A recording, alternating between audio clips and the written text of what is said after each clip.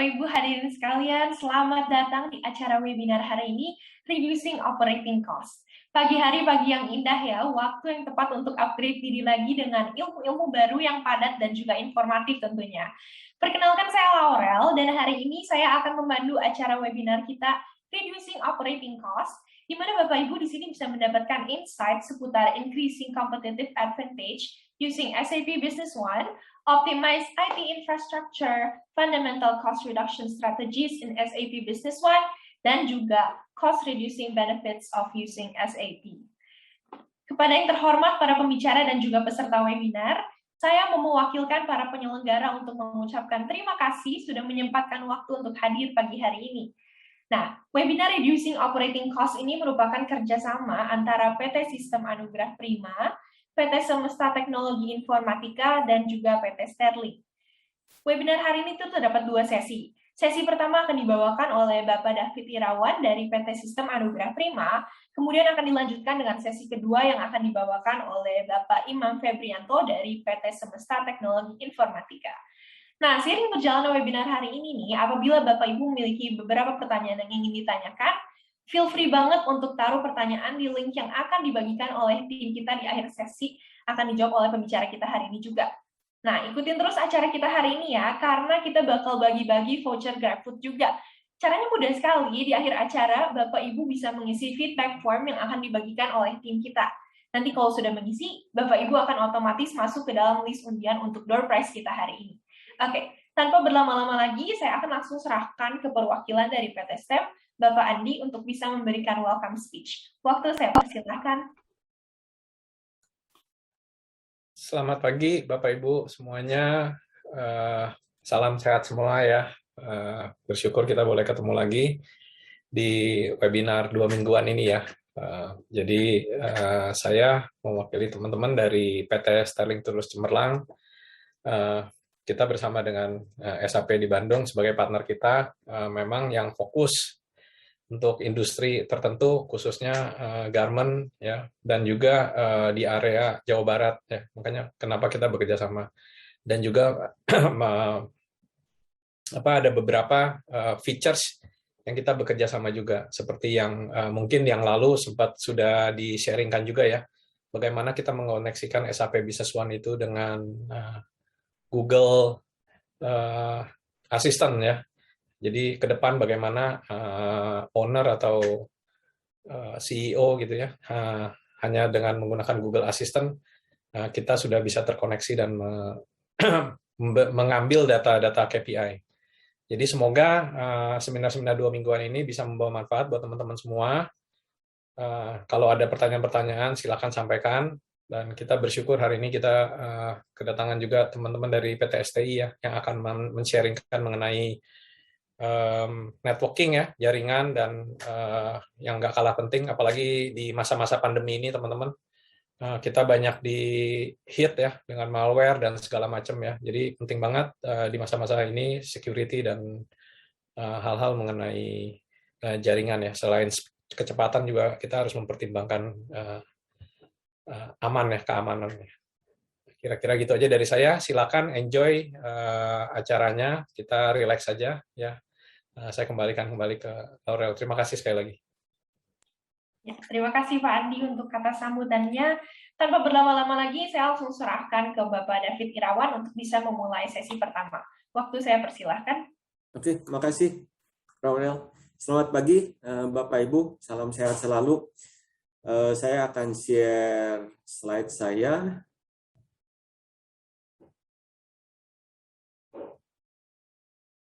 Sudah terlihat?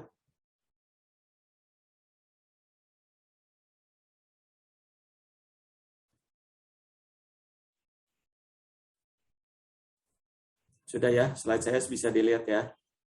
Oke, kita mulai. Tema pagi ini tuh reducing operating cost with SAP B1. Kami dari Sistem Anugrah Prima mengembangkan bisnis sebagai konsultan IT yang fokus pada solusi untuk perusahaan-perusahaan distribusi garment, tekstil, dan industri-industri lainnya. Kami memiliki visi dan misi. Visi kami adalah menjadi perusahaan IT terpercaya di Indonesia yang menyediakan sistem terpadu dan dengan solusi yang sangat baik. Untuk mencapai visi ini, kita mempunyai misi dari value, attitude, menjadi agen perubahan di dalam setiap implementasi kita, memiliki dedikasi, dan kita terus belajar dengan hal-hal yang baru, di mana teknologi yang selalu baru, kemudian dengan responsibility.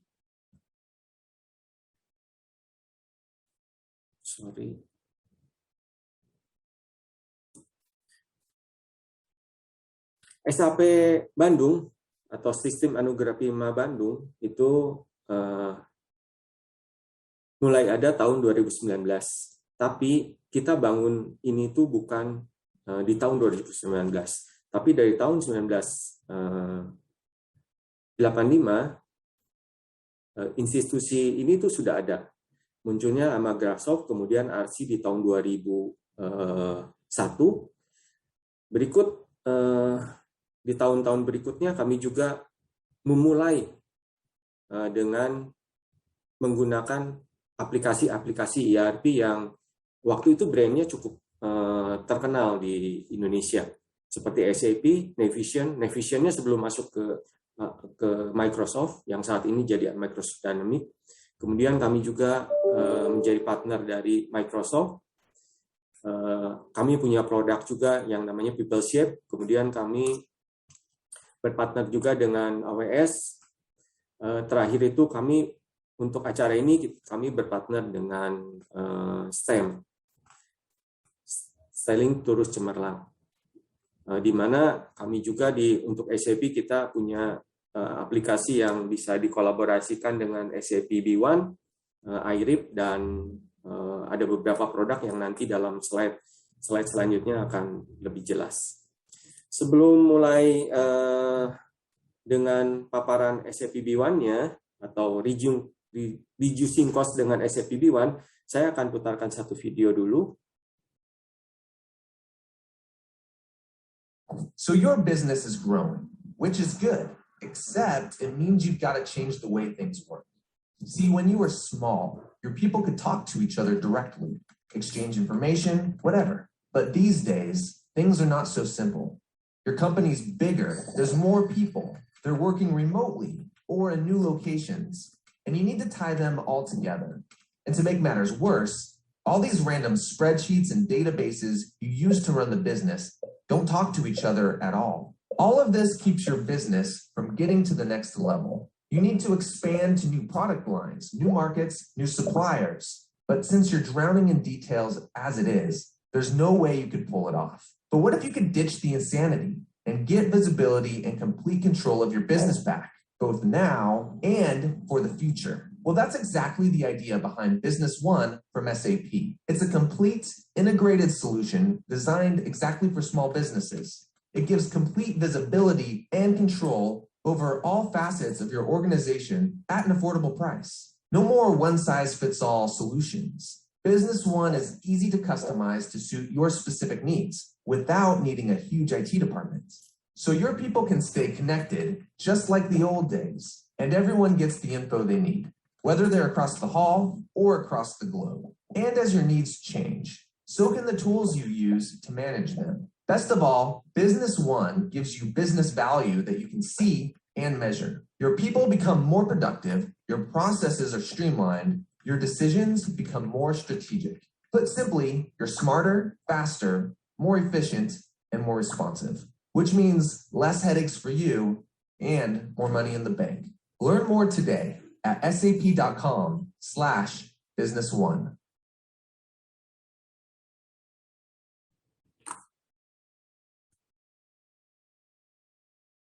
So your business. Oke, itu video singkat mengenai SAP, SAP Business One. Kenapa kita mesti menggunakan SAP Business One? Bisnis kita selalu tumbuh, berkembang, Sehingga harus ada satu aplikasi yang bisa menunjang pertumbuhan bisnis kita, yaitu SAP Business One. Dengan SAP Business One, satu bagian dengan bagian lain itu saling terhubung dan terintegrasi. Jadi, kita bisa dapatkan data-data dari seluruh proses bisnis kita secara real time. Mana yang harus kita follow up, mana yang penting yang harus diputuskan dengan mudah. Kemudian, tim yang ada bukan hanya untuk menginput data saja, tapi lebih ke proses analisa, evaluasi, memutuskan sesuatu, pertumbuhan bisnis kita sekarang seperti apa, dan masih ada beberapa detail yang nanti akan saya paparkan dalam cost reduction ini apa. Kemudian seamless integration. Untuk SAP Business One, kita bisa dengan mudah menambahkan add-on di dalam aplikasi SAP Business One ini, walaupun aplikasi itu kita kembangkan sendiri atau ada partner Bapak Ibu yang kembangkan. Dikembangkannya melalui apa? Hubungannya gimana dengan SAP Business One? Dikembangkan melalui satu teknologi yang namanya service layer, atau dulu itu orang lebih mengenal mungkin API. Walaupun aplikasinya bukan merupakan bawaan dari SAP-nya, tapi dengan service layer ini, seluruh validasi yang ada di SAP tetap berlaku di dalam aplikasi tambahan ini. Contoh, Bapak Ibu, kalau ada validasi untuk kredit limit, pada saat kita kembangkan satu aplikasi untuk sales kita yang taking order di lapangan, kemudian waktu dia taking order dan kredit limitnya tercapai, maka akan ada warning di aplikasinya, walaupun itu add-on yang ada di luar daripada SAP Business One ini, Bapak Ibu.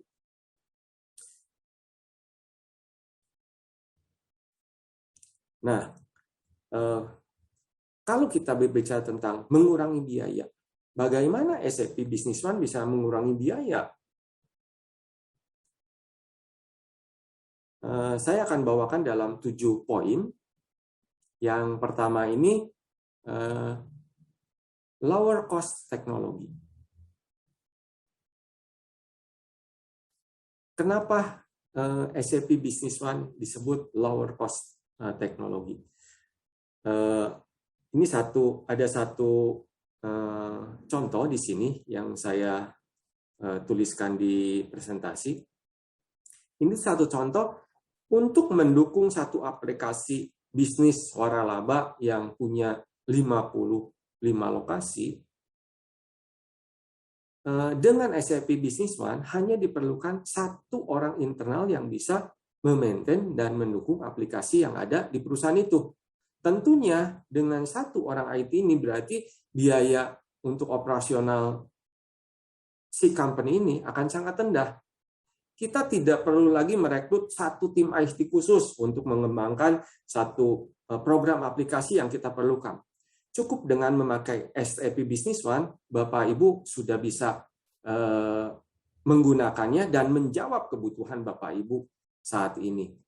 SAP Business One adalah sistem yang dapat diimplementasikan dengan cepat oleh tim yang capable, mudah untuk di-maintain, dan pelatihan untuk end user-nya pun singkat. Poin kedua, automate processes.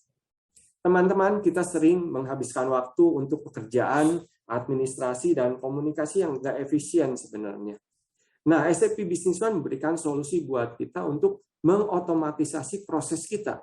Ada 6 poin yang diberikan oleh SAP Business One. 1, automate untuk sales, kemudian mengotomatisasi juga inventory tracking-nya, untuk freight automation juga, total business integration, kemudian MRP, dan ke-6 itu predictive forecasting. Saya akan bahas satu-satu. 1, mengenai sales order automation.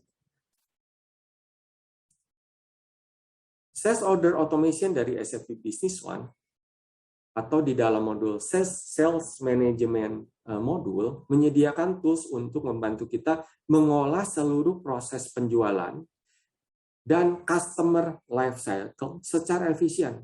Mulai dari kita kontak pertama atau proposal kita atau penawaran kita hingga terjadinya penjualan serta layanan dan dukungan penjual.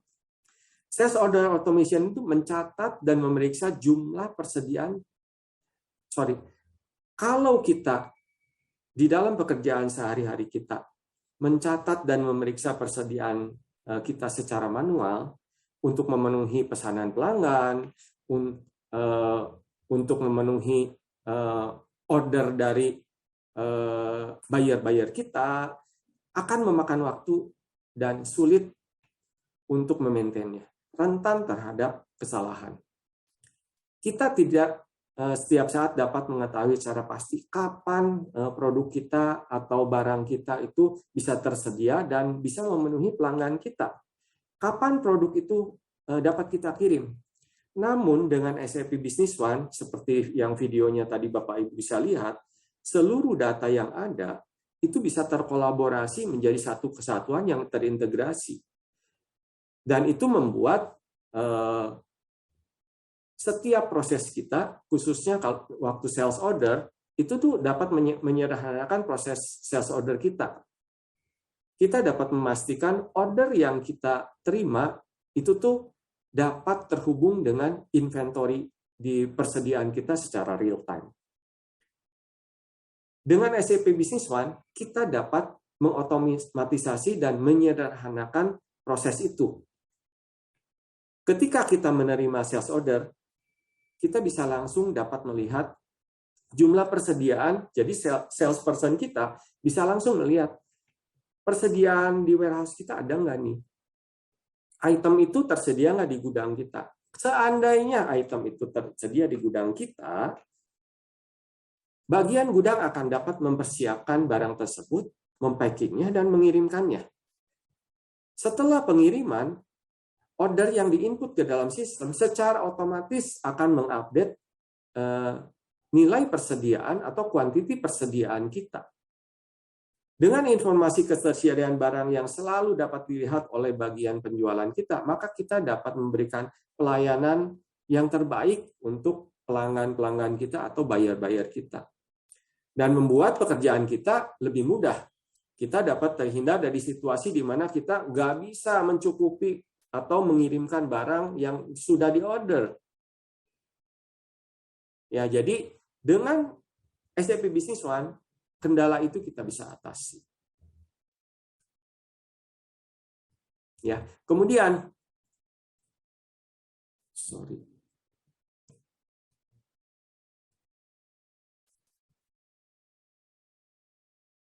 Nah, kemudian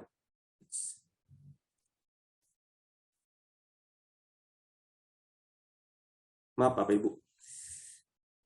Kemudian dengan penjualan kita juga, dengan sales kita juga, kita tidak lagi dipusingkan dengan kalau seandainya saya jualan dengan mata uang asing.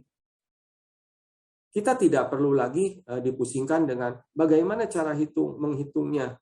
Kita memiliki pelanggan yang mendunia, bagaimana kita menghitung kurs yang ada, konversinya seperti apa. Bapak Ibu akan dibantu oleh Business One ini. SAP Business One mampu menangani banyak mata uang yang berbeda, mengkonversinya ke base currency kita dengan nilai tukar yang sudah kita input dengan tanggal yang relevan tentunya. Kemudian kita juga bisa melihat waktu kita buat sales quotation, sales order, delivery, AR invoice kita, incoming payment kita, dalam satu integrasi data kita bisa tahu dengan mudah di SAP Business One lewat relation map yang seperti ada di layar ini. Jadi pada saat kita mau trace satu transaksi, kita akan mudah men-trace-nya. Nah, kemudian better inventory tracking. Dengan otomatisasi untuk inventory ini, Perusahaan dapat mengetahui data-data inventory dengan cepat, tepat, untuk menjawab kebutuhan pelanggan kita. Seperti yang tadi di poin 1, sales, waktu keluar, dia bisa tahu karena apa? Karena inventory kita itu terintegrasi. Kemudian dengan teknologi yang ada saat ini, Bapak Ibu, Internet of Things atau lebih dikenal orang mengenal IoT, telah berevolusi ke sektor-sektor bisnis kita. Sampai ke manufaktur pun dalam skala global sudah mengimplementasikan IoT ini dan memungkinkan kita untuk mengakses, mengumpulkan, menggunakan data yang real time di inventory kita. Contoh, untuk menempatkan, kalau kita menempatkan satu scanner di dalam gudang kita yang terhubung dengan internet dan menggunakan informasi ini ke dalam sistem SAP Business One kita dapat secara real time melacak lokasi barang kita, juga kita dapat menentukan dengan tepat kapan barang tersebut masuk, kapan barang tersebut dipindahkan lokasinya, dan kapan barang tersebut keluar dari gudang kita. Ini berarti setiap orang di perusahaan kita memiliki akses akan dapat manfaatnya. Jadi begitu data itu bisa diakses oleh setiap orang yang kita berikan hak aksesnya, mereka bisa menggunakan data-data ini terlepas mereka sedang ada di kantor pusat, ada di gudang, ataupun di mana saja yang memiliki akses untuk masuk ke data centernya. Seperti yang tadi saya sampaikan, sales kita kalau ada di luar kantor, mereka menggunakan internet untuk akses ke data-data di kantornya. Selama data kantor itu bisa diakses dan data-data kita terkumpul dengan baik, data-data itu akan menjadi manfaat buat tracking inventory kita.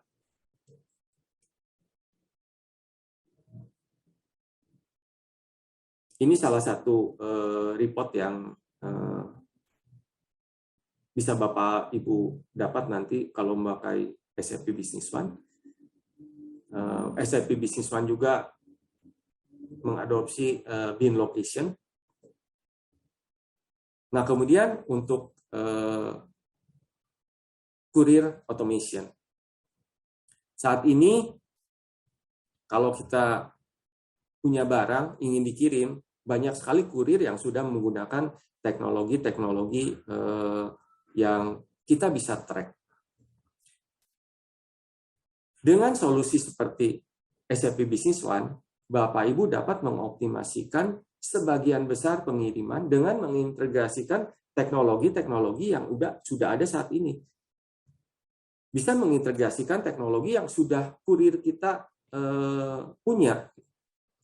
Dengan solusi seperti di SAP Business One ini, Bapak Ibu dapat mengotomatisasi sebagian besar pengiriman dan mengintegrasikannya dengan teknologi yang saat ini ada, atau Bapak Ibu memiliki aplikasi yang bisa Bapak Ibu develop. Pada saat ini kami memiliki satu aplikasi yang namanya PeopleShape.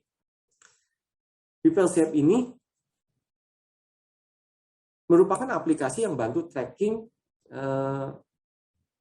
untuk pengiriman kita, atau untuk karyawan kita, atau untuk sales kita yang sedang membawa barang-barang kita untuk dijual.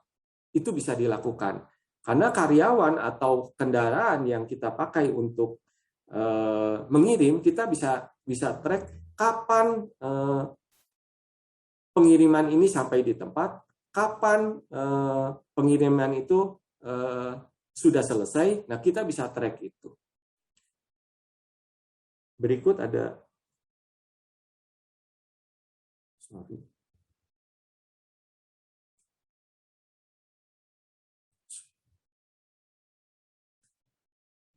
Oke. Seperti yang tadi Bapak Ibu lihat di video awal kita, SAP Business One merupakan satu aplikasi yang bisa mengintegrasikan proses bisnis dari Bapak Ibu.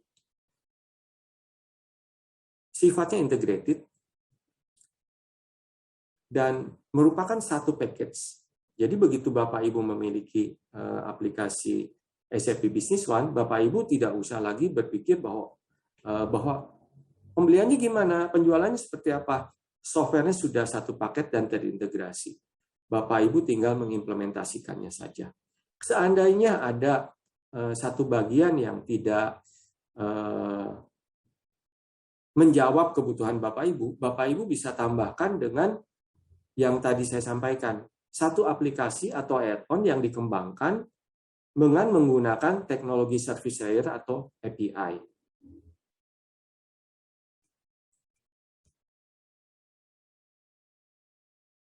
Nah, kemudian untuk production atau MRP automation.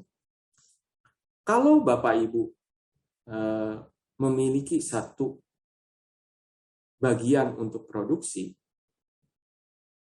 SAP Business One ini pun bisa menjadi satu jawaban buat Bapak Ibu.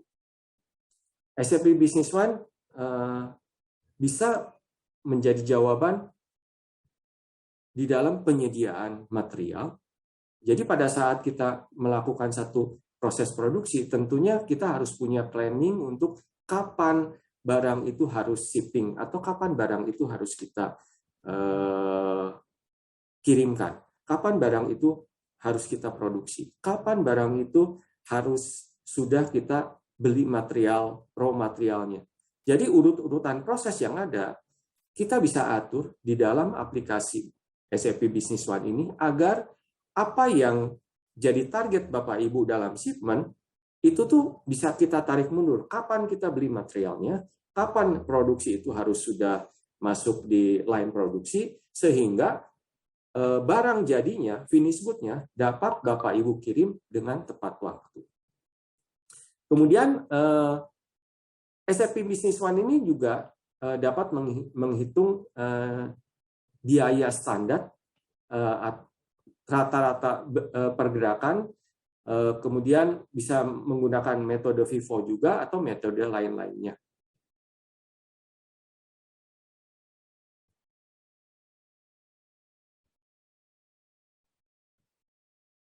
Seperti itu.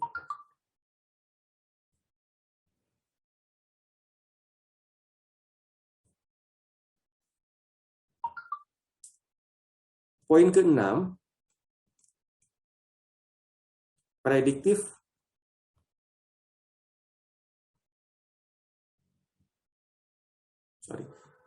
forecasting and accounting. Accounting dapat melakukan semua proses accounting secara otomatis, seperti journal entry, account receivable, account payable, mengelola cash flow juga secara akurat. Kemudian bisa juga mengontrol budgeting, banking, dan reconciliation. Jadi seluruh proses yang ada, itu Bapak Ibu akan mendapatkan data-data yang bisa diolah. Contoh untuk yang cash flow forecasting, Bapak Ibu di sini yang tampil di layar Bapak Ibu ya, Bapak Ibu bisa lihat bahwa hasilnya bukan hanya bentuknya itu teks saja, tapi bentuknya sudah bisa grafis.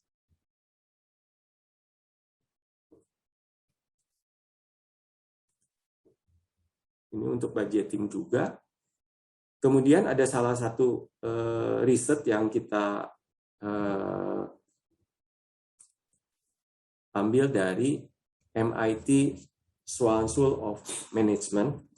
Temuan mereka mengatakan bahwa dengan mengimplementasikan ERP itu tuh akan menaikkan productivity dari karyawan kita tuh 10%, labor productivity. Kemudian kita akan punya mengefisiensikan inventory kita 13%. Kemudian aset yang kita bisa utilize tuh naik 15%. Kemudian menaikkan juga 9% dari payment collection kita. Nah, itu tadi poin kedua. Sekarang masuk ke poin ketiga. Poin ketiga ini mengenai reduce labor cost. Ini hubungannya sewaktu kalau kita ingin menggunakan satu aplikasi setara dengan SAP Business One, banyak perusahaan yang berpikir kalau saya mau pakai program, berarti saya mesti hire orang, hire programmer. Jadi perusahaan makin berkembang, pasti sumber dayanya akan makin banyak. Dengan perkembangan yang ada, seolah-olah kalau kita ingin perusahaan berkembang, kemudian kita ingin aplikasi yang sesuai pada saat itu, berarti kita mesti hire lagi orang untuk membuat program yang lebih besar lagi. Tapi dengan SAP Business One, Bapak Ibu akan memiliki satu aplikasi yang capable untuk bisnis Bapak Ibu, dari mulai Bapak Ibu bisnis yang kecil sampai yang Bapak Ibu berkembang menjadi besar. Bapak Ibu tidak lagi harus merekrut programmer yang expert di bidang pengembangan aplikasi. Kemudian Bapak Ibu harus merekrut bisnis analis. Kemudian Bapak Ibu harus merekrut expert yang mengatur untuk penyimpanan data. Sumber daya manusia seperti itu sudah tidak diperlukan lagi oleh Bapak Ibu. Bapak Ibu tinggal memakai si aplikasi ini, mengimplementasikannya. Yang pasti SAP Business One dapat membantu Bapak Ibu meningkatkan bisnis Bapak Ibu tanpa perlu memiliki personel khusus untuk mengelola sistemnya dan servernya. Sehingga kita dapat menghemat sumber daya manusia dan waktu kita.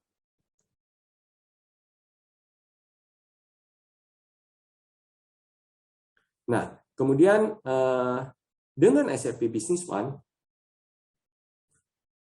kita mendapatkan satu dashboard yang kita bisa pakai untuk menganalisa,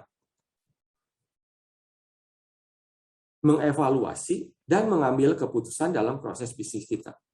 Memudahkan kita untuk memberikan penghargaan juga buat anggota tim kita yang paling produktif, atau menghasilkan laporan secara real time, sehingga kita tidak lagi kehilangan peluang penjualan atau menunda masalah penting yang harus kita putuskan. Investasi yang terbesar dalam waktu dan uang tidak dihabiskan hanya untuk membuat laporan atau menyiapkan laporan-laporan secara manual. SAP Business One sudah menyediakannya dalam bentuk report-report seperti ini, Bapak Ibu.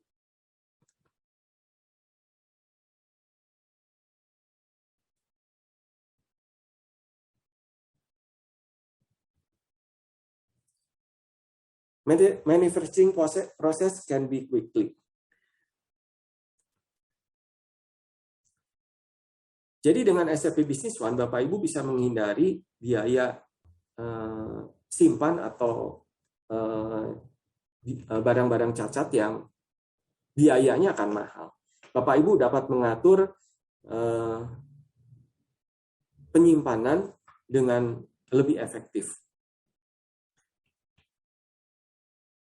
Kemudian karyawan kita dilengkapi dengan data-data langsung dari SAP Business One, lengkap dengan gambaran dan laporan lengkap tentang apa yang terjadi di lapangan.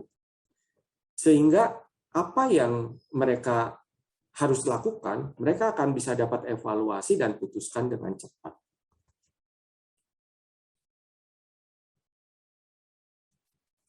Poin ke-6, intelligent inventory dan production.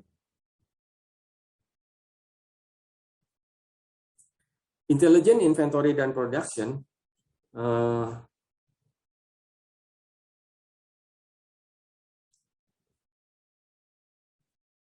kita dapat dengan otomatis memeriksa pemasok atau pelanggan sebelum kita beli. Atau kita juga bisa memeriksa kembali sumber-sumber informasi untuk pengambilan keputusan kita. Nah, SAP Business One sendiri yang seperti di awal dijelaskan bahwa kita bisa integrasikan aplikasi ini dengan aplikasi di luar SAP. Kami memiliki satu aplikasi yang namanya Stock Count, dan ini tuh bisa Bapak Ibu download gratis. Stock Count ini adalah stock taking, merupakan kegiatan yang sangat penting sebenarnya bagi perusahaan kita untuk selalu mengelola persediaan yang ada di gudang, baik itu secara perpetual ataupun periodik. Dengan mencocokkan persediaan yang ada dengan jumlah yang disimpan, jadi yang ada di data kita dengan persediaan yang ada, persediaan fisik di gudang, itu kita dapat lakukan dengan mudah dengan menggunakan aplikasi ini.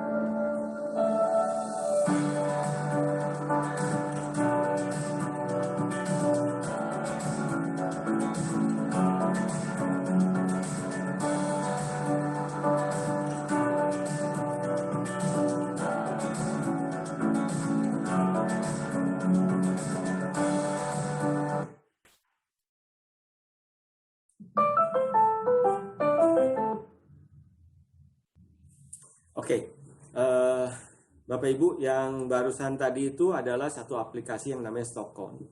Itu Bapak Ibu bisa download gratis di Google, di Play Store. Bapak Ibu dapat manfaatkan Stockcount ini untuk kebutuhan penghitungan stok di tempat Bapak Ibu. Untuk Stockcount ini, di video yang tadi itu kita sudah integrasikan dengan bagaimana kalau kita integrasikan dengan SAP Business One. Di dalam video itu terlihat jelas bahwa Stockcount merupakan suatu aplikasi yang bisa kita di luar SAP Business One yang kita bisa integrasikan. Ya, untuk import item master data, Stockcount itu harus import item master datanya, kemudian master data yang sudah kita import di Stockcount kita scan, kemudian kita nanti hasilnya kita kembalikan lagi, bisa kita dapat keluarkan dalam bentuk Excel, tapi kalau kita ingin integrasikan dengan SAP Business One itu sangat dimungkinkan Bapak Ibu. Kemudian ini poin terakhir, reduce your cost administration. Sorry. Jadi di dalam bisnis kita pasti kalau kita masih menggunakan material cetakan, kita akan sangat kesulitan dengan tempat penyimpanannya. Kalau kita menggunakan dokumen-dokumen kita di dalam satu aplikasi dan integrasi seperti SAP Business One, tentunya kita akan menghemat waktu, menghemat uang, menghemat juga pencetakan kita, menghemat penyimpanan dokumen kita. Dengan SAP Business One memungkinkan kita dengan cepat menyortir lembar data untuk informasi yang kita butuhkan dan menghasilkan laporan yang real time. Kemudian selain itu juga kita akan banyak mengurangi biaya tenaga kerja kita yang tinggi dalam menyimpan dan mengolah dokumen tersebut. Mencegah kehilangan info dengan SAP Business One yang datanya di dalam bentuk digital, tentunya kita akan juga mencegah kehilangan informasi penting atau kerusakan fisik dokumen dari waktu ke waktu. Ini slide terakhir saya. Kalau seandainya Bapak Ibu ingin informasi lebih lagi dari seminar pagi ini, Bapak Ibu bisa menghubungi kami di nomor telepon atau di email yang tertera. Sekian presentasi saya. Selamat pagi. Terima kasih. Ya, terima kasih Bapak David Irawan untuk sharingnya, luar biasa sekali ya. Nah, Bapak Ibu nggak sampai di situ saja, tentunya kita bisa gali lebih dalam lagi ilmu yang diberikan ya. Ini menarik sekali karena kita jadi bisa diskusi lebih dalam lagi tentang materi yang sudah diberikan. Nah, apabila Bapak Ibu memiliki pertanyaan mengenai sesi 1 tadi yang sudah dibagikan oleh Bapak David, boleh banget untuk bisa taruh pertanyaan di link yang sudah diberikan oleh tim kita ya. Oke, sudah. Ya, terima kasih Bapak Ibu sekalian sudah berpartisipasi dalam foto bersama. Nah, selanjutnya kita siap-siap untuk mendengarkan kembali sesi kedua ya. Tentunya ini nggak kalah informatif. Langsung saja tanpa berlama-lama lagi, saya mau panggil Bapak Imam Febrianto dari PT Semesta Teknologi Informatika. Waktu saya persilahkan. Iya, terima kasih. Sebentar, saya izin share screen dulu.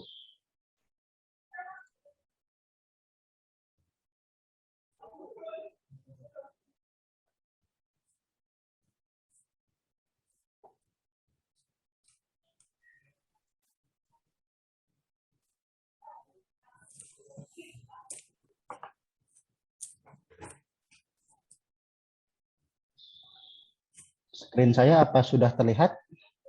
Ya, sudah terlihat, Pak. Sudah ya? Oke. Selamat siang, salam sejahtera bagi kita semua. Assalamualaikum warahmatullahi wabarakatuh.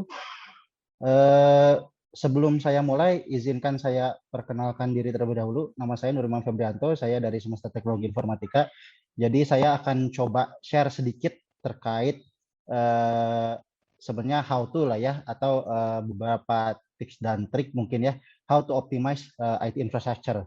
Karena kan kita ngomong di sini relasinya aplikasi ya. Aplikasi mungkin tidak akan dapat berjalan dengan optimal kalau infrastruktur di belakangnya juga nggak support ke situ gitu. Jadi saya akan coba sedikit sounding lah ya, beberapa informasi kira-kira apa saja yang bisa kita lakukan lah untuk optimize IT infrastructure kita. Sebelum saya mulai ke materi, ini sedikit perkenalan dari kami. Jadi STI ini kami perusahaan IT lah ya. Cakupan kami itu hardware, software, networking, development, dan system integration. Salah satu sister company kami juga itu merupakan internet service provider. Ada izin resminya juga dari Kemenkominfo. Namanya kalau pernah dengar mungkin Skyline Semesta ya Pak, Bu. Lalu di Skyline juga kami provide beberapa layanan internet, baik medianya wireless, FO atau VSAT. Kami juga punya banyak engineer yang nggak satu bidang sih. Jadi kalau mungkin teman-teman yang lain expertise hanya mungkin di satu bidang, hanya itu saja. Kalau di kami memang banyak sih ya, di bidang server, storage, mail service, video conference, digital workspace sekarang yang lagi happening ya, terus database system, lalu network yang berbasis fiber optik, routing, perimeter gateway, firewall, dan macam-macam. Juga kami punya hotline customer support yang bisa on terus 24/7/365 gitu. Kami juga punya pengalaman di bidang IT security dan compliance. Compliance ini biasanya sih kami sering bekerja sama dengan beberapa prinsipal. Itu kalau misalnya ada apa namanya mereka asistensi untuk masalah software compliance misalnya, itu juga kami sering bantu ke arah sana sih. Lalu visi dari STI sendiri sebenarnya ya kami menjadi solusi lah ya, solusi jasa informasi komunikasi sama mitra bisnis yang tidak tergantikan. Jadi simple, tapi memang visi kita ya intinya kami bukan cuma jualan, atau ya jualan sih biasa lah ya, semua orang mungkin bisnis jualan dan take profit gitu. Tapi kalau kami sih visinya lebih ke ya kita gimana caranya jadi mitra bisnis yang nggak tergantikan gitu buat Bapak Ibu sekalian. Lalu misi kami itu jadi mitra strategis yang provide teknologi ya, menyediakan teknologi, membawa transformasi dan perubahan dengan turut serta mendidik SDM pelanggan. Jadi biasanya sih yang kami lakukan kalau kami provide solusi apa ya, kami juga akan ada kasarnya kayak transfer knowledge lah ya. Jadi gimana cara mengoperasikannya, terus bagaimana cara optimalisasinya, bagaimana cara melakukan improvement terhadap solusi tersebut, dan lain-lain. Oke. Itu sedikit saja, mungkin sedikit overview dari STI sendiri. Saya lanjut ke talking point saya hari ini, jadi terkait optimalisasi infrastruktur. Secara garis besar sih sebenarnya mungkin infrastruktur kadang-kadang dipandang sebelah mata. Misal contoh, ketika misalnya yang mungkin teman-teman sering merasakan di lapangan itu, ketika misalnya kita deployment aplikasi ERP ya, misalnya salah satu contohnya misalnya Business One-nya SAP ini misalnya. SAP Business One-nya sudah benar, tapi ada stoppernya kenapa? Ternyata nggak bisa diakses dari jaringan, lemot, lambat, terus nggak aman, ada bolong, kena malware, dan macam-macam. Jadi kadang-kadang kita mungkin sering terlupa kalau misalnya aplikasi itu tetap harus ditunjang oleh infrastruktur yang baik dan optimal. Biasanya kalau yang nggak optimal atau kurang optimal, imbasnya itu langsung maupun tidak langsung itu membuat operasional bisnis itu jadi kurang efisien atau kurang efektif. Lalu butuh solusi optimalisasi infrastruktur yang holistik lah ya, kasarnya end to end gitu. Jadi nggak cuma sebagian, supaya performa jaringan, performa komputasi itu dapat bekerja dengan baik. Sama yang paling terakhir biasanya yang kadang-kadang suka terlewat itu gimana caranya solusi-solusi tadi yang dilakukan untuk melakukan optimalisasi infrastruktur itu bukan cuma terlihat performanya jadi bagus dan macam-macam, tapi yang terakhir harus bisa dikelola oleh administrator perusahaan dengan baik. Tujuannya apa? Nanti kalau misalnya ada troubleshoot, ada problem, itu dapat ditelusuri dengan mudah. Jadi memang harus end to end supaya optimal lah ya. Nah, ada beberapa poin yang mau saya angkat terkait masalah optimalisasi infrastruktur. Yang pertama itu terkait optimalisasi komputasi dan endpoint. Jadi kalau kita ngomong komputasi itu personal device ya, laptop, PC misalnya, atau server, atau beberapa endpoint lain, misal point of sales misalnya.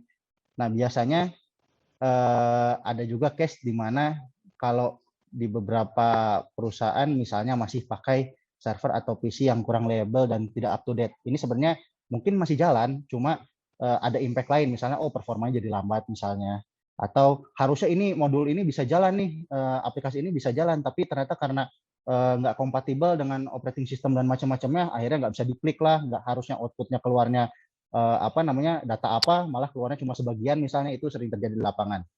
Lalu penggunaan software non-comply itu biasanya juga menimbulkan masalah lain seperti keamanan, ya jelas compliance ya, ada resiko hukum dan macam-macam. Lalu yang terakhir masalah performa sistem. Jadi biasanya survei membuktikan sih ya, yang kejadian lapangan itu mungkin untuk beberapa perusahaan yang belum comply atau misalnya tidak menggunakan software comply, misalnya masih pakai bajakan atau masih pakai yang nge-patch dalam tanda kutip atau nge-crack dalam tanda kutip gitu ya, itu biasanya mengundang apa yang paling sering itu masalah keamanan. Kalau compliance sih ya jelas compliance yang bisa ada resiko hukum dan macam-macam karena memang ada aturan hukumnya. Tapi di luar itu biasanya yang paling kentara sih masalah keamanan. Kenapa? Biasanya software-software yang dipakai untuk melakukan patching tadi atau nge-crack tadi itu biasanya disisipin oleh payload malware yang berbahaya. Yang paling happening sekarang kan ransomware ya, data kita di encrypt udah gitu nggak bisa balik lagi. Nah ini juga jadi salah satu problem yang masih happening di 4 tahun terakhir. Memang di mungkin 6 atau 7 tahun yang kebelakang itu belum happening lah ransomware. Apa itu ransomware? Tapi kalau sekarang kayaknya lebih mengerikan sekali karena kadang-kadang data yang di encryptnya itu dia nggak tahu nggak tahu tempat lah. Kadang-kadang data perusahaan, kadang-kadang database sendiri, misalnya database aplikasi itu juga ikutan jadi korban gitu. Ini yang jadi harus concern bersama-sama sih. Lalu tidak ada endpoint security atau control itu sama dengan very exploitable. Maksudnya begini,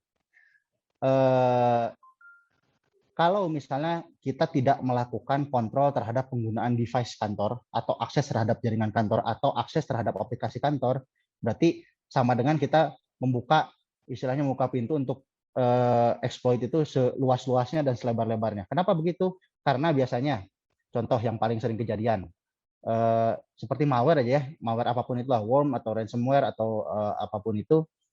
Ransomware paling sering datang itu satu dari email. Dari email spam lah ya, spam atau phishing gitu. Biasanya kok bisa email saya ditarget jadi spam atau phishing gitu ya?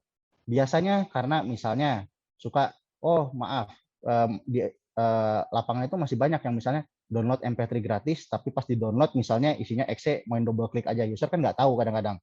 Nggak semua orang juga punya knowledge yang bagus, ini barang aman atau enggak. Ya mereka lihat redaksinya, oke, ini MP3 gratis atau game gratis, misalnya download, klik, ke install, ya sudah gitu. Itu membuka pintu jadinya. Nah, untuk mencegah hal tersebut, berarti kan kita harus melakukan kontrol. Jadi misalnya, user di PC itu tidak boleh buka website apa, misal. Atau tidak boleh nyolok flash disk yang seperti apa, bukan flash disk kantor, nggak boleh nyolok. Nah, atau misalnya, akses jaringan hanya boleh ke server apa aja, yang nggak boleh apa. Nah, ini kan harus dikontrol. Makanya diperlukan solusi endpoint security dan kontrol. Jadi nggak cukup cuma antivirus diinstal di komputer, tapi kita juga butuh di corporate itu butuh endpoint control lah disebutnya. Lalu yang paling penting ini, user sense atau knowledge itu lebih baik daripada security solution.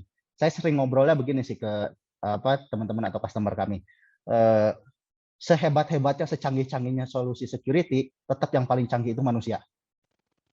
Itu hal yang mutlak. Jadi biasanya kalau misalnya udah pakai software canggih-canggih A, B, C, D yang paling mahal, yang paling holistik lah ya. Cuma tapi kalau usernya tetap ya main klik sana kanan kiri, ada email main buka aja, terus ada beberapa misalnya yang mencurigakan yang main dihajar buka aja atau di copy aja, ya sama aja gitu.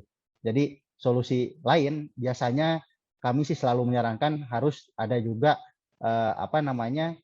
sesi knowledge sharing lah ya, yang umum kepada user. Kan user juga biasanya tidak semuanya mengerti 100%, ngelotok banget soal IT kan. Bahkan mungkin kadang buka komputer cuma tahu Word, Excel, klik, tapi nggak tahu hal lain gitu ya. Itu juga banyak yang kita jumpai di lapangan. Nah, ini yang mungkin harus ada awareness ke arah sana. User juga di encourage supaya aware juga bahwa IT security itu salah satu hal yang penting juga gitu buat operasional perusahaan. Lalu yang terakhir, ini solusi last effort lah ya, in case misalnya ada disaster, ada bencana gitu ya. Kadang-kadang yang suka kita kelupaan, oke, deploy server, udah servernya canggih, udah up to date, udah aman dan macam-macam. Cuma kadang-kadang kita kelewatan untuk memikirkan solusi backup dan recovery.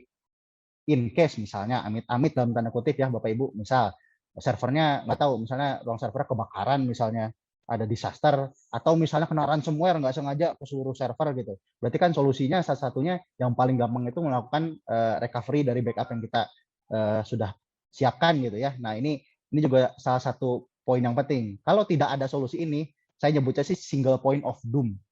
Dijamin ya single point of doom, berarti ya apa namanya dalam tanda kutip ya kiamat IT lah ya di internal perusahaan. Data hilang semua, data nggak bisa diakses, aplikasi macet, operasional perusahaan berhenti misalnya, orang nggak bisa ngirim barang, nggak bisa ngeluarin SO dan macam-macam gitu. Nah ini juga kadang-kadang yang suka terlewat sih sama kita semua gitu. Ini sih untuk optimalisasi komputasi dan endpoint. Jadi beberapa poin ini mungkin yang bisa mulai kita terapkan di perusahaan kita masing-masing.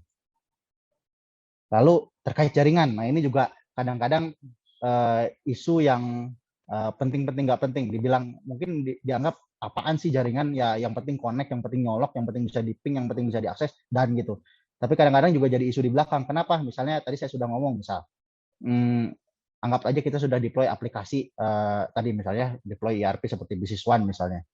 Tapi tidak ada jaringan yang dipakai untuk user dapat mengakses ke aplikasi tersebut, tidak mumpuni, misalnya belum dikonfigurasi, tidak ada akses kontrolnya misalnya, atau misalnya masih pakai topologi switch bersambung lah kalau saya bilangnya. Jadi misalnya topologi switch bersambung itu dari switch nyolok lagi ke switch, dari switch nyolok lagi ke switch, terus saya sampai berantai 5 switch atau 6 switch, itu baru bisa connect ke server. Nah ini kan itu jadi concern juga. Kenapa kayak begitu jadi concern? Karena nanti performanya jadi lambat. Akhirnya apa? Satu, yang paling jelas jaringan internet lambat. Apalagi kalau di masa sekarang kan mungkin contoh di kami sendiri di internal, walaupun ya kami masih bisa dibilang itu bagian esensial lah ya kalau di klasifikasinya pemerintah, tapi mostly di kami masih work from home lah ya. Jadi masih remote worker gitu. Mungkin dulu internet nggak terlalu dipandang esensial di perusahaan, misal cuma dipakai buat ngirim email misalnya, atau bertukar data sama vendor misalnya. Tapi kalau sekarang dipakai apa? Buat video conference, apa-apa mau meeting, mau ketemu ya harus pakai ya solusi, misalnya pakai Zoom, pakai Teams dan macam-macam gitu ya. Ini menjadi sesuatu hal yang penting sekarang jaringan internet. Lalu hal kedua yang tidak kalah penting itu masalah keamanan. Jadi misal kita udah ngamanin servernya ya, udah pakai firewall, udah pakai antivirus dan macam-macam gitu. Tapi ternyata ada pintu bolong yang dibuka dari publik itu, di mana orang bisa masuk dengan mudah ke jaringan kita gitu. Jadi akhirnya apa ya, sama aja, akhirnya bolong juga gitu. Ini yang kadang-kadang suka terlewat juga. Belum lagi ditambah kadang-kadang kan sebenarnya semua perangkat jaringan itu ada softwarenya. Jadi ada operating systemnya, ada aplikasi di dalamnya. Nah, masing-masing vendor itu punya istilahnya, dia ngeluarin biasa tiap bulan ada namanya CVE lah ya. Jadi ada list-list bolong keamanan yang dipublish ke publik supaya orang itu lebih aware dan bisa nge-patching ke arah sana gitu. Jadi supaya bolongnya bisa ditutupin duluan, kasarnya begitu. Cuma pengalaman saya sih real di Indonesia, mungkin jangankan di Indonesia lah ya, customer kami aja ya, mungkin dari 100% customer kami yang pertama kali kami jumpai, kami engage, cuma 20% yang aware ke arah sana. Sisanya mungkin bertanya, Pak, CVE teh apa? Patch itu apa? Vulnerability itu apa? Nah ini yang kadang-kadang kita suka terlewat sih. Sementara ini juga jadi salah satu hal yang penting, karena bisa dieksploit juga dari jaringan. Lalu, nah ini yang biasanya kadang-kadang suka bikin IT sebel dalam tanda kutip. Exploitable by system atau user. Kalau by system jelas ya, mungkin ya ada orang yang kasarnya anggap aja dia memang mau menyerang dalam tanda kutip menggunakan sistem yang ada dengan jaringan yang ada. Nah, cuma yang paling paling kentara itu biasanya yang by user. By user itu gimana contohnya, Pak? Misal begini, karena tidak ada akses kontrol yang baik. Kalau pernah dengar aplikasi Netcat ya, Bapak Ibu, Netcat tuh jadi kalau saya punya jaringan gitu ya, saya Netcat, saya isengin misalnya PC-nya, anggap aja misalnya saya satu jaringan nih sama Pak David misalnya. Saya netcat di PC-nya Pak Davidnya jadi nggak bisa akses jaringan. nggak ada yang tahu juga kenapa nggak bisa akses jaringan. Pas ketahuan itu setelah yang misalnya dicek ARP dan macam, oh ini ada yang spoofing dan macam-macam. Nah ini kalau misalnya nggak dikontrol yang seperti itu bisa jadi isu seperti itu gitu. Lalu yang jelas impact lain itu jaringan lokal performanya tidak sesuai ekspektasi. Misal, Pak ini kan kabelnya udah gigabit nih, terus nyoloknya ke port gigabit juga, tapi kok kenapa dipakai ngopi file saya cuma dapat file 2 megabyte per detik gitu, kan jauh banget dari gigabit. Nah ini harus dianalisa juga, bisa jadi memang ada konfigurasi yang kurang atau kurang optimal dari pemasangan dan macam-macamnya, jadi makanya performanya tidak sesuai dengan ekspektasi. Yang terakhir, isu lain yang paling sering terjadi, loop atau miskonfigurasi. Loop teh apa, Pak? Loop teh gini misalnya. Jadi anggap saja saya punya sebuah jaringan ya, ada switch. Switch itu perangkat yang biasa dipakai untuk dari satu kabel nyambung ke banyak kabel lah ya, kasarnya kalau secara harfiahnya gitu. Kadang-kadang karena user nggak tahu, oh ini ada kabel nganggur, main colok aja. Akhirnya apa? Satu jaringan sekantor mati semuanya. Padahal gara-gara orang cuma salah nyolok kabel gitu ya, nggak tahu karena ini ada kabel nganggur, nah biasanya nyolok, tapi nah ini nggak nyolok kemana-mana, ya udah weh itu ada colokan kosong, colokin weh. Nah ini yang kadang-kadang suka banyak kejadian di user. Akhirnya apa ya, satu jaringan satu pabrik misalnya mati semua gara-gara cuma satu kabel yang entah di mana nggak sengaja sama usernya dicolokin. Ini beberapa poin yang mungkin paling sering kejadian di tempat Bapak Ibu atau di perusahaan gitu ya. Lalu gimana cara kita prevent hal-hal seperti begini gitu? Yang paling mudah sih ya kita melakukan optimalisasi secara topologi dulu. Dalam artian kita lihat dulu topologi itu kan kalau di networking ada aturannya. Jadi ada kasarnya kayak ada piramidanya lah, ada core, distribution, access. Nah, dari core distribution access ini harus diatur dulu, device ini tuh harus nyolok kemana, lalu diatur. Misalnya yang boleh nyolok ke sini siapa saja, lalu misalnya prioritasnya seperti apa, terus misalnya proteksinya misalnya ada salah colok atau gimana harus seperti apa. Nah itu bisa diatur sebenarnya di perangkat jaringan, tergantung implementasi seperti apa. Jadi ya bisa dioptimalkan lah ya, kadang-kadang mungkin terlewat gitu. Nah, yang kami biasa coba provide untuk penyakit dan kekurangan tadi itu bagaimana gitu. Biasanya pertama ya tadi karena salah satu sister company kami itu ISP, ya kami provide internet dedicated misal 1:1.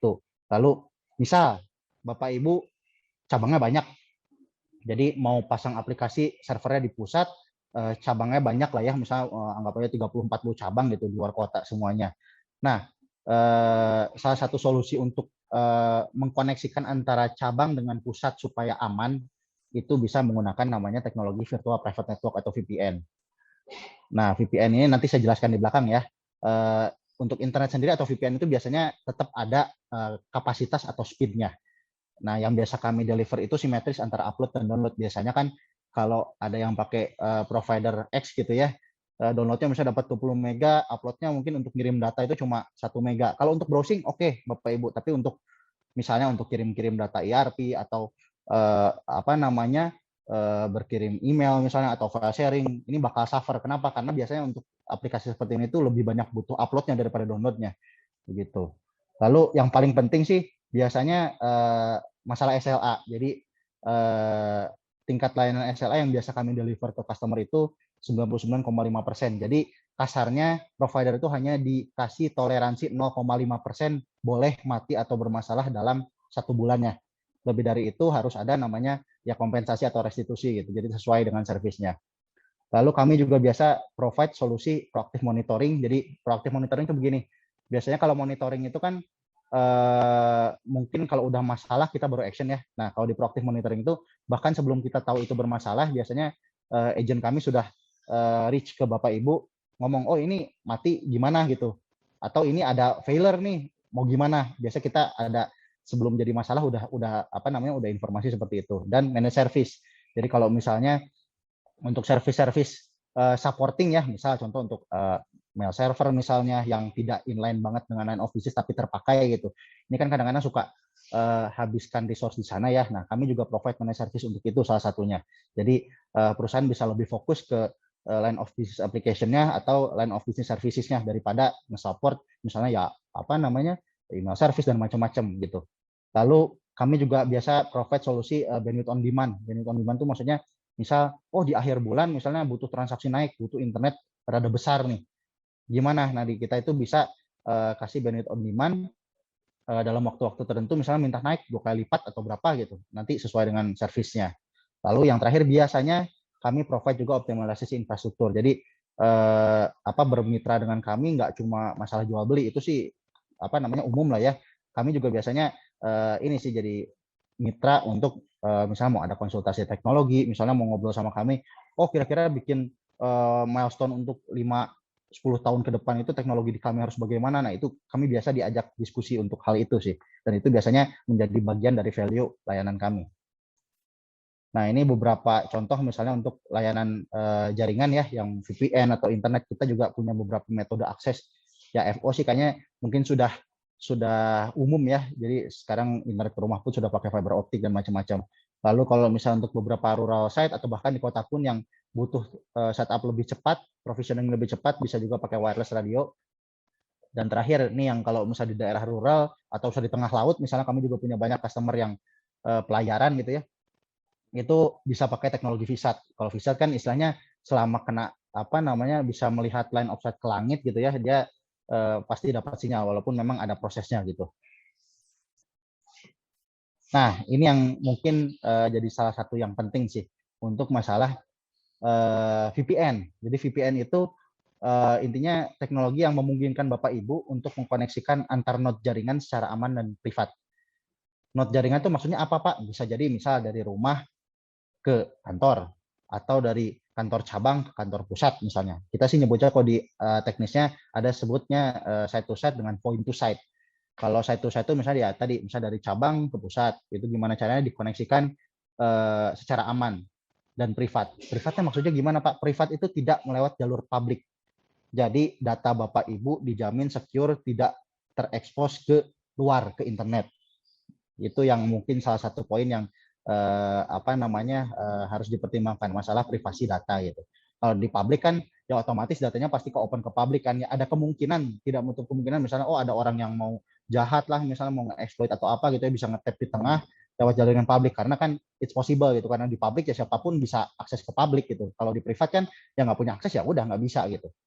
Lalu yang paling penting sih masalah SLA. Jadi karena biasanya ada beberapa customer kami yang di bidang distribusi gitu ya, kalau sampai cabangnya nggak bisa connect ke pusat, ya nggak bisa input, nggak bisa transaksi, kerugian lah ya, jadi nggak bisa operasional gitu. Makanya kami juga biasanya provide solusi yang affordable, tapi SLA-nya sesuai dengan kebutuhan bisnis kritikal gitu. Jadi kalau untuk yang esensial atau kritikal itu kita bisa provide ke arah sana gitu. Nah, ini sih ilustrasi sedikit terkait internet atau VPN yang dedicated. Jadi ini mungkin familiar kalau di Jakarta ya, Bapak Ibu. Di kiri ini jalur busway, di kanan ini ya jalur normalnya lah. Nah, analogi misalnya yang dedicated itu seperti jalur busway. Mungkin jalurnya kecil, tapi yang pakai cuma saya sendiri. Cuma si busway-nya sendiri nih. Ini internet dedicated atau VPN dedicated. Sedangkan kalau yang share, broadband atau aktu lah ya bahasanya banyak. Nah, ini jalur yang kanan. Jalurnya mungkin besar, tapi yang makainya banyak juga. Jadi mungkin kalau malam bisa dapat cepat karena kosong, atau pagi-pagi bisa dapat cepat, misalnya subuh-subuh karena kosong gitu. Tapi kalau pas lagi peak hour misalnya, ya pasti lambat. Kenapa? Karena yang makainya juga banyak gitu. Ini sih ilustrasi sedikit antara yang dedicated dengan yang broadband atau share atau aktu ya. Jadi supaya aware juga ke arah sana. Kadang-kadang memang jadi bias juga sih. Oh, ini lebih gede nih Pak, harga lebih murah. Tapi loh, kok kenapa yang lebih kecil lebih mahal gitu? Nah, ada alasannya yang dedicated dan share itu kenapa harganya lebih bisa berbeda gitu, pricing point-nya. Oke. Nah, ini untuk jaringan sendiri biasanya kami provide SLA lah ya, network availability itu 99,5% tiap bulannya. Jadi kalau misalnya ada 0,5% itu kelebihan dalam artian downtime-nya lebih dari jatah 0,5% tadi, kami harus memberikan restitusi secara finansial ataupun apapun itu yang tergantung di kontraknya. Jadi kalau tidak memenuhi SLA ya berarti istilahnya ada yang harus dikembalikan juga ke arah customer kami gitu. Ini yang biasa kami provide seperti itu. Nah, ini yang tadi saya bilang sih, ini yang mungkin kalau di tempat lain saya kurang tahu, mungkin ada susah atau gimana. Kalau di kami sih kami bisa provide dengan kecepatan dinaikin ya, misalnya awalnya punya layanannya 10 mega misalnya, dalam waktu tertentu misal Pak bisa nggak minta tolong misalnya di akhir bulan tanggal 30 gitu karena saya mau closing naikin dulu bandwidth-nya jadi 20 mega. Nah itu tinggal request ke kami, nanti kita proses kita kasih bandwidth on demand 1 kali 24 jam gitu. Jadi biasa sih kami nggak mengenakan biaya tambahan untuk ini, cuma memang nanti term and condition apply dalam artian karena di kami pun butuh proses untuk itu, ada administrasi yang harus diisi dulu dan dipenuhin dulu gitu. Tapi biasa sih ya nggak terlalu sulit juga sih. Kalau yang lain mungkin berbelit-belit, apalagi yang sudah besar mungkin nggak bisa semudah ini. Tapi kalau di kami sih ya reach us dan kami bakal bantu gitu. Ini beberapa partnership kami dengan Principal. Kalau di dengan hardware dan software ya salah satunya Microsoft, kami masih silver sampai sekarang. Lalu untuk security kami megang yang paling major itu di kami ada Kaspersky sama Sophos. Kaspersky kami masih gold, di Sophos kami silver partner untuk reseller dan MSP. Hardware kami juga salah satunya ya HP dan paling banyak HP, Dell, walaupun kami juga pegang beberapa merek ya Lenovo, terus ya Fujitsu kami juga pegang. Jadi multi vendor sih, kalau kami tidak terlalu brand oriented. Jadi istilahnya customer butuh apa, nanti kan mungkin masing-masing Principal ini punya solusi yang lebih pas gitu ya, atau misalnya mengenai budgeting dan macam-macam, kami bisa provide ke arah sana. Lalu kalau untuk network infrastructure partner, kami juga bermitra dengan IDC Indonesia, APJ, NTT, terus Indosat, Multidata, Lintas Arta, Telkom. Ini kadang-kadang begini sih, kami untuk beberapa site yang mungkin mereka lebih kuat di sana, kami kerjasama ke arah sana sih. Ataupun misalnya kadang-kadang kebalik, jadi mereka punya customer minta di provide service dari kita, kami yang provide. Jadi mungkin infrastrukturnya dari mereka, tapi managed service dari kami pun sering seperti itu gitu. Ini beberapa customer kami, cuma beberapa yang bisa saya tampilkan terkait, ya kalau saya tampilin semua kayaknya nggak cukup juga dalam satu slide. Mungkin kalau pernah ya yang dari bidang distribusi ada, di bidang agrobisnis juga ada, hospitality ada, rumah sakit juga ada, manufacturing juga ada. Jadi memang segmentasi customer kami beragam sih, dan kami biasa provide misalnya seperti banking gitu ya, yang SLA-nya kasarnya kalau 2 detik dan 3 detik bermasalah aja itu jadi problem. Nah kami biasa handle yang seperti itu sih. Ini beberapa portofolio project kami di beberapa customer. Nggak mungkin kami tuliskan di sini semua juga, tapi luar ini juga masih banyak sih. Kami juga ya kalau misalnya dilihat bisa provide infrastruktur FO, ya hardware sama software, cloud system juga lagi happening sekarang. Jadi kami juga biasanya banyak bantu customer kami move on to cloud, walaupun ya beda-beda kan ya needs-nya, itu yang biasa kami assist juga. Lalu ya yang paling happening juga sekarang masalah IoT juga kami bisa provide. Jadi kami juga punya tim untuk misalnya butuh telemetri dan macam-macam gitu ya, itu bisa di provide juga. Yang terakhir juga masalah kelistrikan. Jadi misalnya butuh bantuan untuk misalnya hardware-nya udah benar tapi ternyata kok cepat rusak banget, misalnya ya sering gagal PSU lah atau sering mati lah, ternyata karena apa? Karena kelistrikannya misalnya grounding-nya dan macam-macam. Nah ini kami juga biasa kasih solusi ke arah sana sih. Nah yang paling penting biasanya kan kalau ada SI itu masalah support ya. Di kami hotline customer care itu 24/7/365. Jadi kalau Bapak dan Ibu nge-call tempat kami, mau jam berapapun, 1 malam, 2 malam, pasti akan ada yang respon. Itu bukan automated machine ya Bapak Ibu. Ini memang agent kita yang bisa provide ke sana. Jadi di kami sih memang ada customer hot care-nya itu 24 jam dan nggak ada liburnya. Jadi 1 tahun itu full, mau tanggal merah mau kapanpun bisa di-call. Lalu ya enaknya di kami juga engineer kami nggak cuma fokus misalnya bisa jaringan-jaringan aja gitu. Jadi kami memang multi bidang lah ya, beberapa bidang kami juga bisa bantu ke arah sana. Jadi kalau misal konsultasi misalnya bidangnya bukan jaringan ya feel free gitu, kita bisa bantu juga. Ini sedikit info aja terkait point of presence kami. Head office kami di Bandung. Tapi kalau untuk point of presence ada perwakilan ya, kami juga ada di Sumatera, ada di Lampung, Jakarta juga ada, Bandung, Garut, Tasik, itu di Jawa Barat, di Jawa Tengah kami ada di Jogja sama Kudus, di Jawa Timur kami ada di Malang, Bali juga kita ada ya. Jadi kalau bisa dibilang sih ya cakupan coverage customer kami memang sudah Indonesia, tapi yang ada point of presence-nya ya titik-titik ini yang kami share. Jadi kalau misalnya mungkin butuh support kami di poin-poin yang ada di sini, dan nanti bisa reach ke tim kita gitu. Ini slide terakhir saya. Jadi jika Bapak Ibu ada yang perlu diskusi lebih lanjut atau ada pertanyaan terkait servis layanan kami ataupun poin-poin yang tadi saya sudah sounding, bisa reach kami ya. Ini website kami. Ada email juga di sini, ada nomor telepon juga di sini, jadi bisa reach ke kami. Monggo silahkan di kontak saja gitu. Mungkin dari saya cukup sekian. Semoga apa yang saya sampaikan bisa bermanfaat buat Bapak Ibu sekalian. Mohon maaf kalau ada kekurangan atau ada kalimat yang kurang berkenan mungkin ya. Mohon dimaafkan. Terima kasih. Assalamualaikum warahmatullahi wabarakatuh. Selamat siang semuanya, sehat-sehat selalu.